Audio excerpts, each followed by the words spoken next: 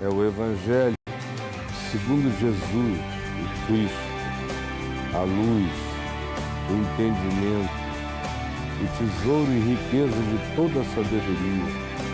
Sim, segundo Cristo, que é a verdadeira luz que vindo ao mundo ilumina todo homem. Eu quero ler no Evangelho de Lucas, Evangelho de Lucas no capítulo 16. É um texto que há 20 dias atrás, no máximo, eu falei a respeito dele. Hoje eu quero só olhar um único aspecto. É aquele da parábola do administrador infiel, do cara que foi apanhado na auditoria da empresa, defraudando os bens do dono da empresa. Então ele foi mandado chamar e foi confrontado com a descoberta de que ele estava fazendo malversação de fundos ou estava se apropriando indebitamente de lucros da empresa. E aí ele saiu da reunião sabendo que estaria demitido dentro de um prazo absolutamente já definido e estabelecido, e disse: o que eu farei? Porque trabalhar duro eu não aprendi, já passei da meia idade, já estou velho, cansado, eu não sei trabalhar duro, trabalhar no pesado. Desde jovenzinho que eu trabalhei com a minha inteligência, eu não sei pegar no pesado. E disse também de mendigar, de ficar pedindo ajuda aqui, ali, aqui, ali. Sinceramente, eu tenho vergonha. Não teve vergonha de roubar, mas tem vergonha de mendigar, como frequentemente acontece.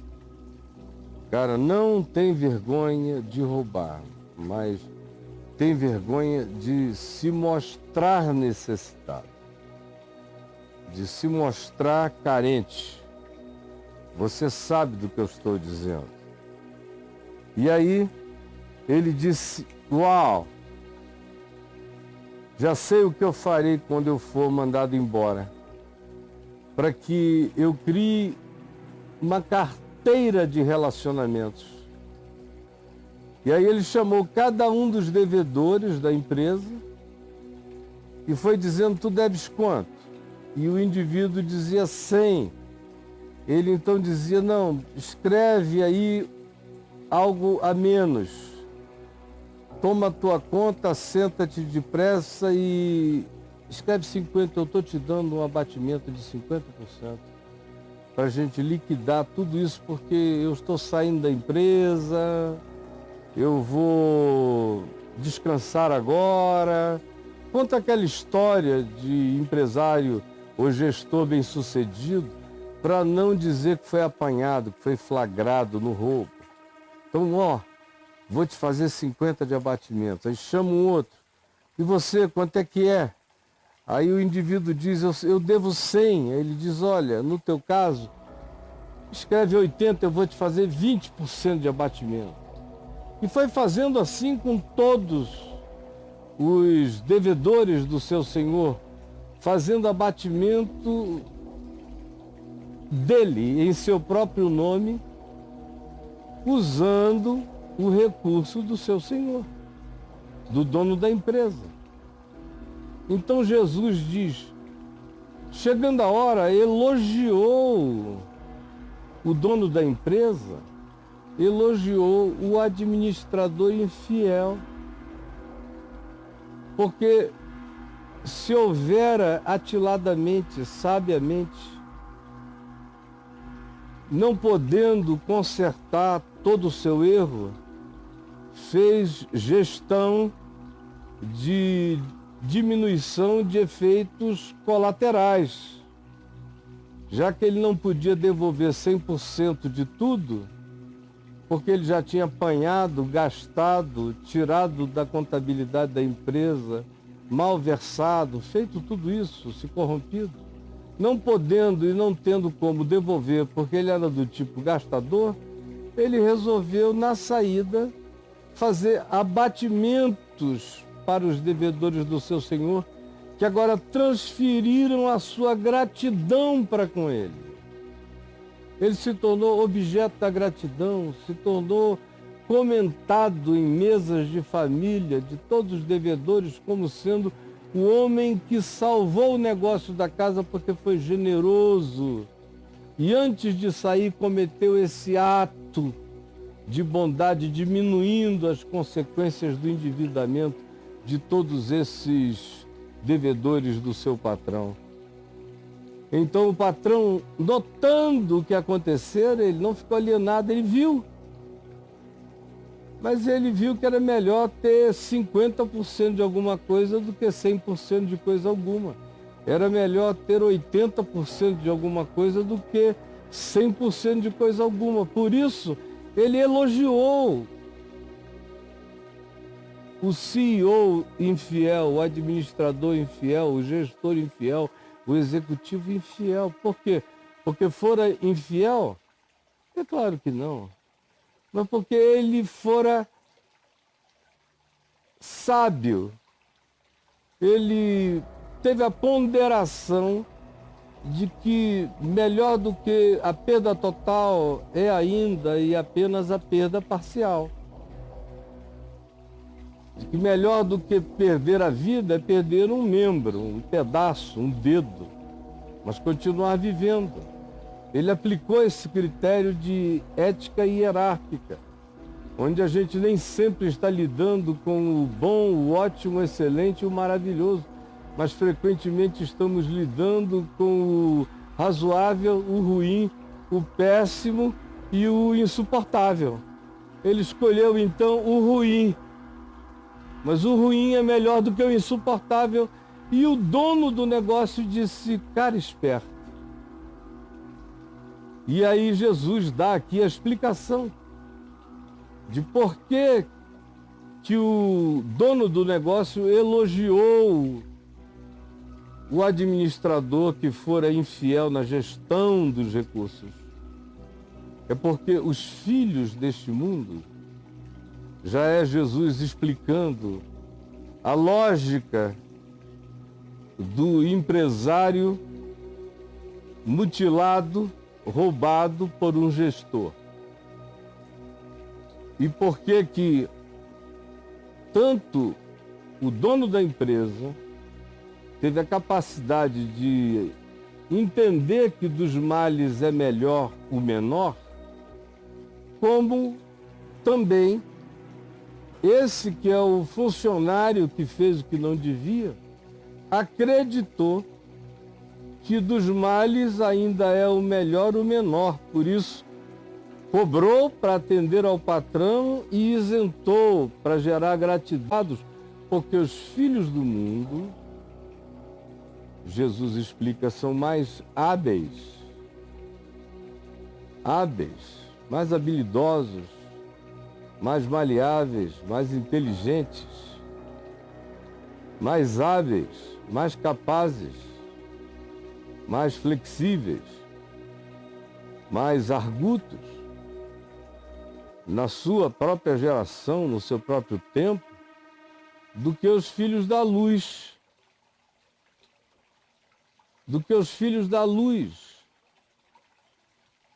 Jesus diz, o patrão elogiou,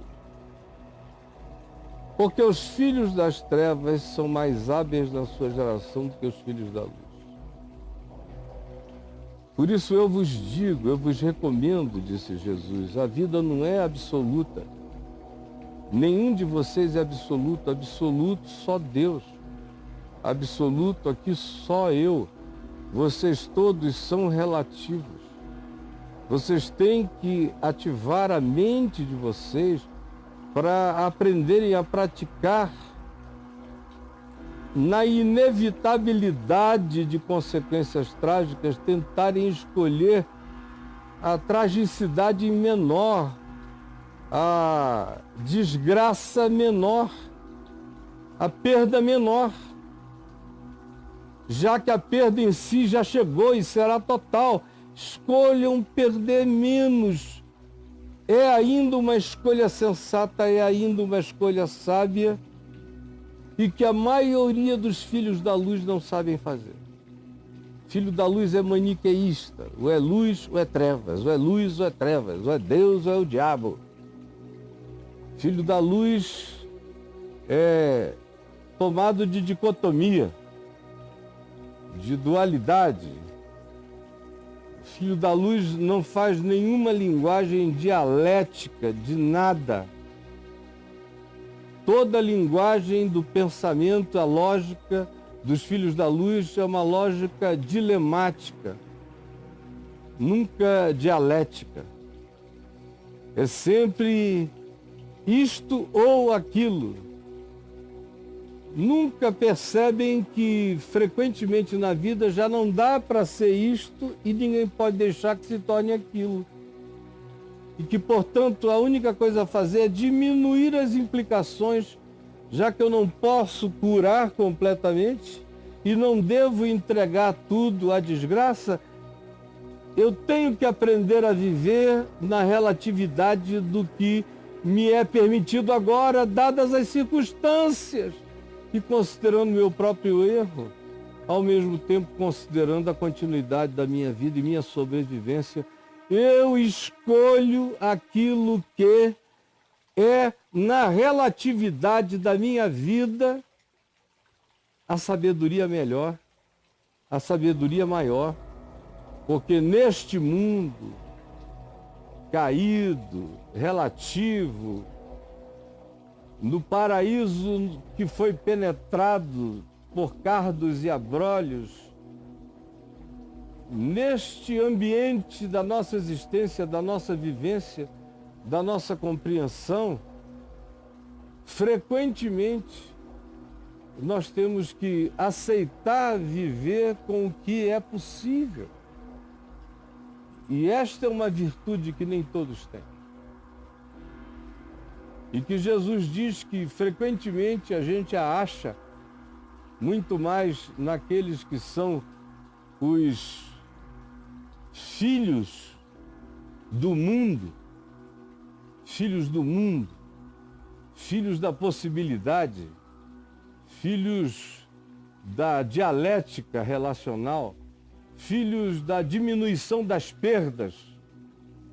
É mais fácil a gente encontrar essa consciência e essa sobrevivência dialética nos filhos do mundo do que nos filhos da luz. Porque os filhos da luz são frequentemente enganados pelo seu absolutismo. Eles não conseguem crer que Deus é absoluto, mas a religião não é. Que Deus é absoluto, mas o crente não é. Que Jesus é absoluto, mas a existência é toda relativa. Jesus é o único que pode dizer, eu sou o caminho, usando o artigo definido, absolutizando a sequência. Eu sou o caminho, eu sou o pão, eu sou a luz, eu sou o. Ninguém vem ao Pai senão por mim. Quem não é por mim é contra mim. Quem comigo não ajunta, espalha. Ele é o único que pode dizer isso. E ele diz isso para o indivíduo, não sou eu que digo, para o indivíduo em nome dele. Só ele pode dizer.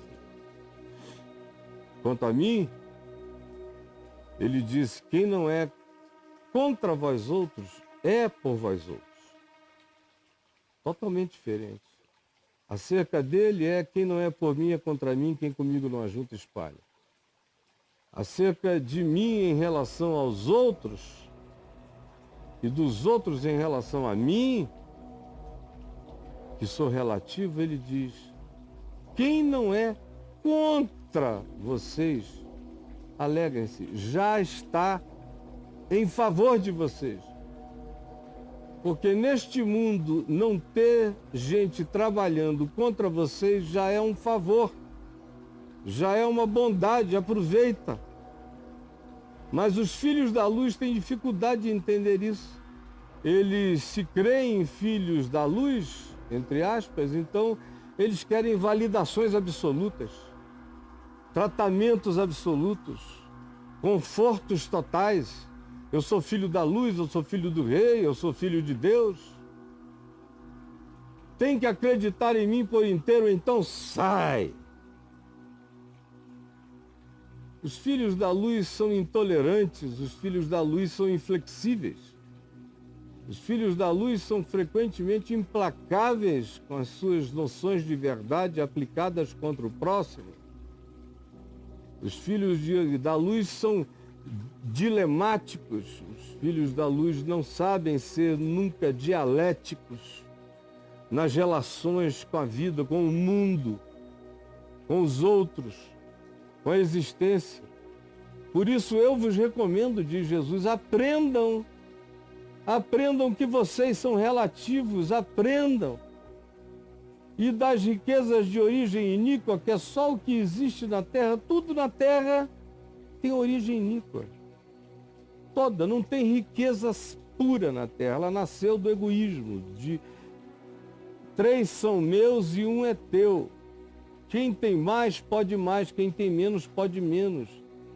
Todas as riquezas vindas, elas de que nível de primitividade monetária vem, ou de marcação de significado de valor e de posse, todas elas, portanto, nascem da iniquidade, nascem da separação, nascem do poder de um homem sobre outro homem, nascem da necessidade inexplicável de acumular, mesmo que eu, nem meus filhos, nem meus netos consigamos comer do tudo que eu acumulei. Por isso e por milhões de outras razões, as riquezas são de origem iníqua. Mas Jesus disse, não existem riquezas de outra origem na terra. Senão vocês estavam convidando uns para as casas dos outros e me caça, és tu caça de verdade. E minha comida é tua comida. A terra é do Senhor, não é minha, não é tua. Plantemos aonde quer que esteja dando mais, vamos dividir com todo mundo. Mas não é assim. Quase desde o princípio. Não é assim. E não há a menor perspectiva de retorno. Até que o Senhor volte e nós nos tornemos membros da nova sociedade ressurreta, glorificada, arquetipicamente denominada de Nova Jerusalém. Até lá, eu vou ter que lidar com os tesouros de origem iníqua. Por isso Jesus diz, desses tesouros de origem iníqua, fazei o melhor que vocês possam. Quem os possui, invista, seja generoso. E aquele que precisa deles, seja sábio para usar desses recursos sem se deixar dominar nem escravizar por eles. Ao mesmo tempo, eles estão aqui para servir vocês, então que sirvam. Já que a origem deles é iníqua, deem a eles a melhor aplicabilidade possível. Deem a essas riquezas a melhor aplicabilidade possível. Façam amigos nos céus e façam amigos na terra. Semeiem graça, semeiem abatimentos de débito, para que quando as vossas riquezas materiais, psicológicas ou espirituais, ou de qualquer nível, faltarem, essas pessoas que vocês ajudaram, mesmo na relatividade da ajuda e mesmo na relatividade dos interesses da ajuda, esses amigos que vocês ajudaram irão receber vocês, tanto em suas casas como aqueles que viram que vocês se tornaram solidários para com alguma coisa boa, apesar de terem sido ativados e despertados pela consciência da possibilidade de não sobreviverem pelo que fizeram, mas do que restou fizeram a melhor opção para diminuir perdas em todas as direções, de modo que assim se faz amizade entre os homens e assim se faz amizade com anjos. Amigos de homens e de anjos, você ainda pode ser. Isso é que é extraordinário no Evangelho. O Evangelho conta essa história aqui que daria cadeia, que no nosso tempo, na nossa sociedade, daria cadeia. Pega e conta essa história, associando aos publicanos, aos pecadores, aos que tinham feito coisas erradas, mas tinham acordado agora.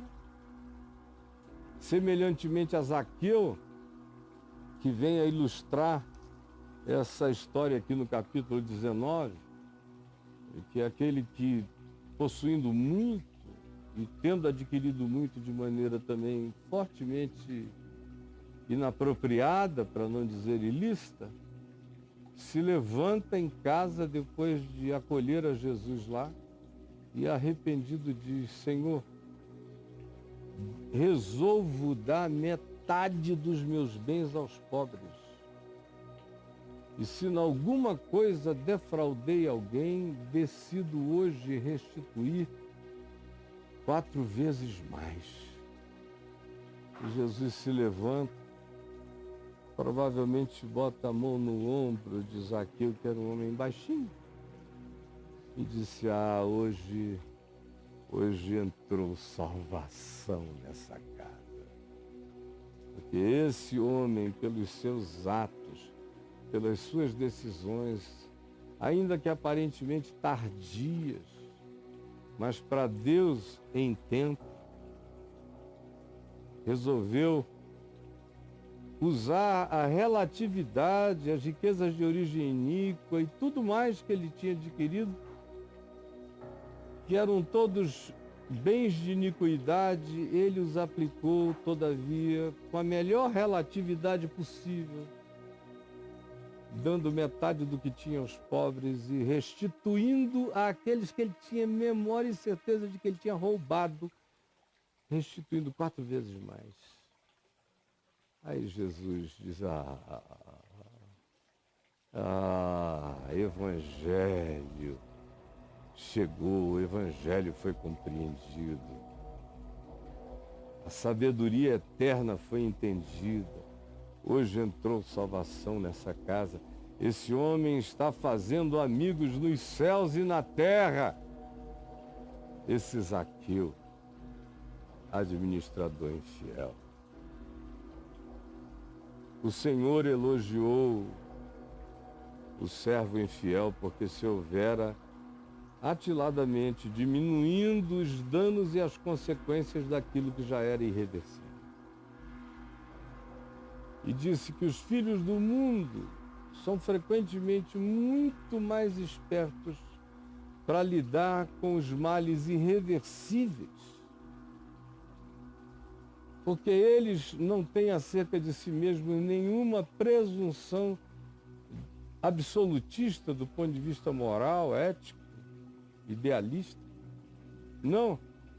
Eles sabem que são pecadores, eles sabem que fizeram errado, eles sabem que foram apanhados, eles sabem que não sabem trabalhar como todo homem normal faz, que se acostumaram a passar a vida inteira só pensando em esquemas. E apesar de não terem tido vergonha de roubar, eles morrem de vergonha de mendigar. Confessam para si mesmos a verdade de quem eles são, sem escamoteamento, sem mentira para si mesmo, sem auto-engano. E aí resolve fazer o que dava, o melhor possível. Diminuir a perda do seu patrão e criar um crédito de gratidão no coração daqueles a quem ele faria a última cobrança, que agora é diminuída porque não tem o ágio dele, não tem o overpricing dele, não tem nenhum acréscimo. Ele tira o que ele ganharia, recolhe o que ele ganharia, deixa o preço net, repassa isso para os indivíduos como se fosse uma liquidação. E aquele que vai pagar não quer saber, se for menos, Quem concedeu que seja menos é objeto da minha gratidão. É meu amigo para sempre. O que eu economizei com ele num único dia, penso devedor, mesmo que eu tivesse que sustentá-lo o resto da vida, já valeria a pena. Investiu na graça, no favor imerecido esse homem.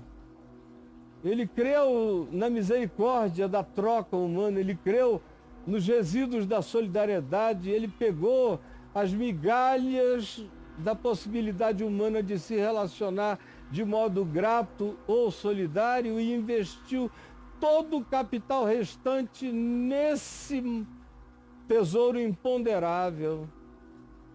E é por isso que o seu próprio patrão disse: Carisper, o que a gente vai fazer com ele? Eu não tenho nada, eu só tenho a elogiar. Porque até na hora de sair ele diminuiu as implicações da tragédia. Há certas coisas, minha gente, que quando acontecem, acontecem. Não adianta mais a gente chorar o tal do leite derramado. Acontece.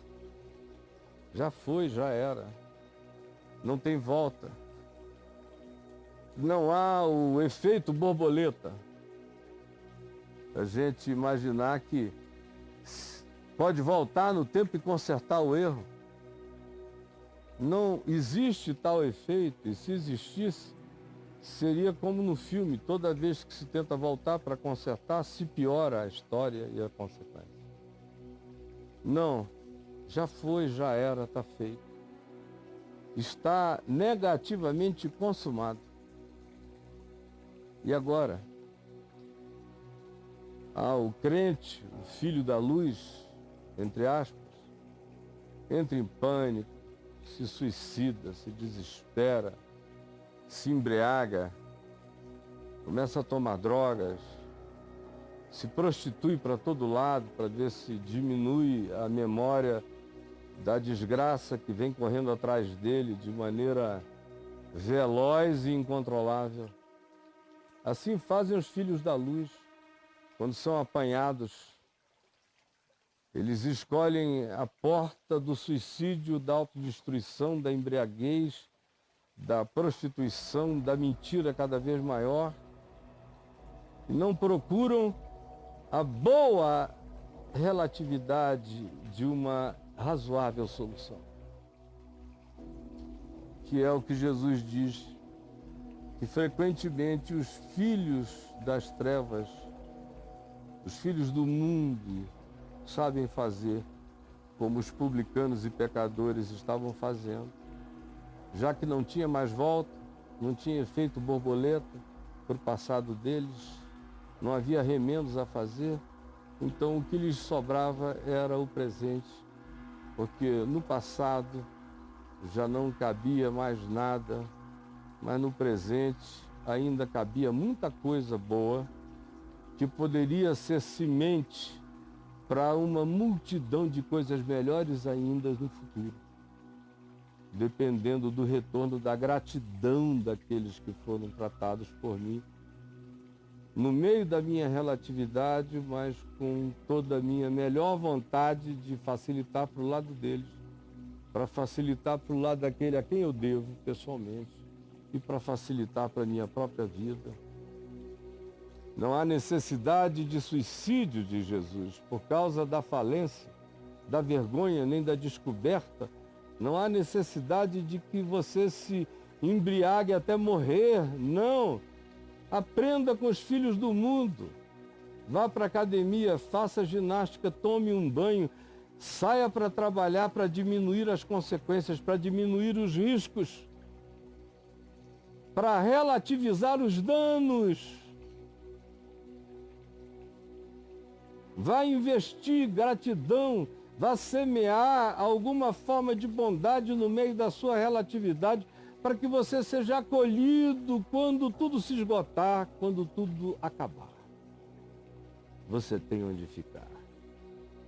Aí Jesus está dizendo isso como uma metáfora espiritual também na presença de Deus. Está falando isso para os fariseus que eram avarentos, Lucas 16:14, que ao ouvirem essa parábola ridicularizavam a Jesus.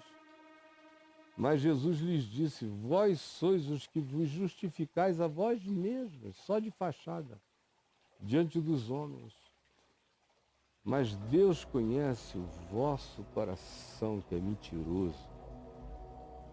Pois aquilo que é elevado entre os homens como status é abominação diante de Deus. Mas esse administrador infiel, que teve a malandra sinceridade da admissão do seu estado e condição, agiu com muito mais sabedoria prática, diminuindo as consequências daquilo que, não podendo mais ser curado no espaço-tempo, a gente pode diminuir as implicações pelos atos presentes e pelas ações futuras. Bem-aventurados sejam eles e não vocês. E eles entenderam que Jesus estava dizendo que diante de Deus, aqueles administradores infiéis que estavam com ele ali no banquete, na praça, estavam em situação infinitamente melhor. O Senhor eterno estava elogiando a atitude dos publicanos e pecadores que, não podendo consertar mais o passado, estavam fazendo o melhor pelo presente, esperando o melhor do futuro. Por isso eu vos digo, façam o melhor do que sobrou. Façam o melhor do que sobrou. Essa é uma inteligência que o Evangelho verdadeiro ativa na gente. E a religião mata, a religião cria. Ou um bandido hipócrita que faz todas as maldades sob dissimulação, cinismo e sarcasmo, ou então ela cria um ser neurótico culposo que faz o que é errado angustiadamente até o dia que é flagrado. E no dia que é flagrado morre de vergonha, enlouquece, se embriaga, se anestesia, chuta o balde, declara que, já que é uma cagada, então que seja cagada e meia. É a filosofia do crente flagrado. E Jesus diz: não sejam idiotas. Não há volta para certas coisas. E para aquilo que não há volta, só existe o dia de hoje. Para que nele a gente faça o melhor possível para diminuir as consequências. E quem sabe fazer amigos para que o futuro nos seja generoso, para que nós tenhamos acolhimento no futuro das nossas vidas. Essa é a sabedoria a ser despertada nos filhos da luz. É a sabedoria a ser aprendida. É a sabedoria do Evangelho, é a sabedoria de Jesus, é a inteligência de Cristo aplicada à relatividade humana e que precisa ser avivada ou instalada, instilada, ativada na consciência da gente como prática para o cotidiano. No meu passado já não cabe mais nada, no meu presente cabe muita coisa, no meu futuro ainda cabe tudo. Elogiou o patrão, o empregado desonesto, porque, tendo sido flagrado, não podendo mudar a história, nem o tempo, nem as percepções, resolveu fazer dos males o melhor possível para todos os implicados. E saiu dali não justificado, mas saiu dali vivo, com oportunidade de prosseguir, de crescer, de aprender, de melhorar, de nunca mais repetir aquela idiotice na qual ele viveu por tantos anos. Você quer aprender isto? Você vai aprender isto, com a graça de Deus em Cristo Jesus. Senhor Jesus, que o ensino do Evangelho, que conserta vidas, que faz cozimento do que rasgou, do que se puiu, que se derrama como um sal que preserva ainda partes não estragadas. Permite que essa tua palavra chegue assim aos sentidos de todos e que seja uma sabedoria do Evangelho aplicável na diminuição das nossas catástrofes, nas implicações das nossas tragédias, no aplacamento das nossas infindáveis aflições. É o que eu peço que o teu Espírito ensine e que seja uma inteligência espiritual a ser acordada, despertada, ativada como um entendimento cotidiano das nossas práticas de vida. Não repetindo o pecado para tentarmos ser espertos, porque isso é insanidade.